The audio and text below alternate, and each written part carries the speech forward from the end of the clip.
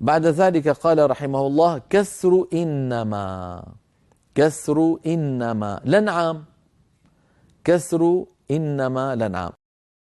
أيضا هذا البيت فيه قصور من الناظم رحمه الله.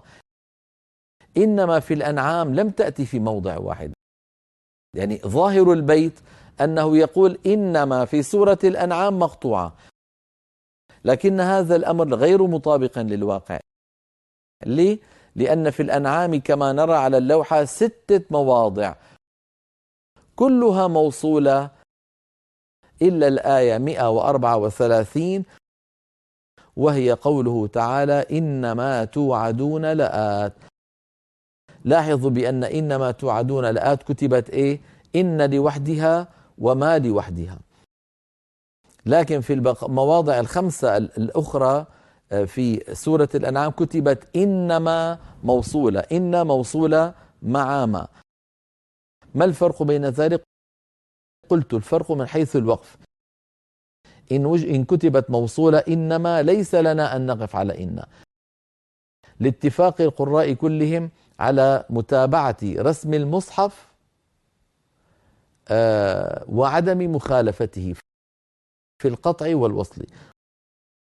خلاصة الكلام: إنما مقطوعة في القرآن في موضع واحد فقط، وهو قوله تعالى في سورة الأنعام: إنما توعدون لآت. وما عدا ذلك إنما جاءت موصولة، إنما كالكلمة الواحدة. نعود إلى اللوحة. قال إمامنا الجزري: والمفتوح يدعون معا. ما معنى المفتوح؟ يعني مفتوح الهمزة، بدل ما يكون إنما تكون أنما. والمفتوح يدعون معا، يعني قيد هنا كلمة يدعون قيد كلمة أنما مفتوحة الهمزة بمجيء كلمة يدعون بعدها، وذلك في موضعين في القرآن العظيم. الأول في سورة الحج الآية 62: ذلك بأن الله هو الحق وأن ما يدعون من دونه هو الباطل. والآية الثانية في لقمان الآية 30: ذلك بأن الله هو الحق وأن ما يدعون من دونه الباطل. فلاحظوا بأن ما كتبت مقطوعة، فلنا أن نقف اضطرارا أو اختبارا فنقول أو نقول وأنما، لا يتعمد ذلك أبدا. ثم قال رحمه الله في الشطرة الثانية كما نرى: وخلف الأنفال. وخلف الأنفال، ما معنى خلف الأنفال؟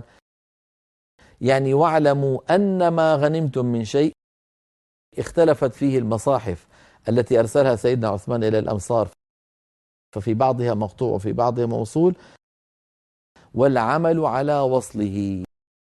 لو فتحتم المصحف تجدونها واعلموا أن ما غنمتم من شيء موصولة كالكلمة الواحدة. هذا بالنسبة لقوله خلف الأنفال، بالنسبة لأنما مفتوحة الهمزة. عطف عليها رحمه الله قوله ونحل. نأخذ اللوحة التي بعدها: ونحل وقع. وخلف الأنفال ونحل وقع. نعم، وقع الخلف في هذين الموضعين. إذن ما هو الموضع الذي اختلف فيه في النحل؟ هو في الآية 95، قوله تعالى: إنما عند الله هو خير لكم والعمل على وصله.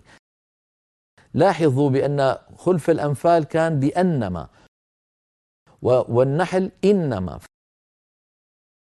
فقوله ونحل هو له علاقة بالبيت الذي قبله، وهو كسر إنما الأنعام، بينما قوله وخلف الأنفال له علاقة والمفتوح يدعون معه. إذن والمفتوح يدعون معه وخلف الأنفال. وأما النحل فمتعلقة بكسر إنما لنعام، لكنه دمج الكلام على هذين الحرفين معا. لماذا دمج الكلام؟ لأنه قد وقع الخلاف في هذين الموضعين.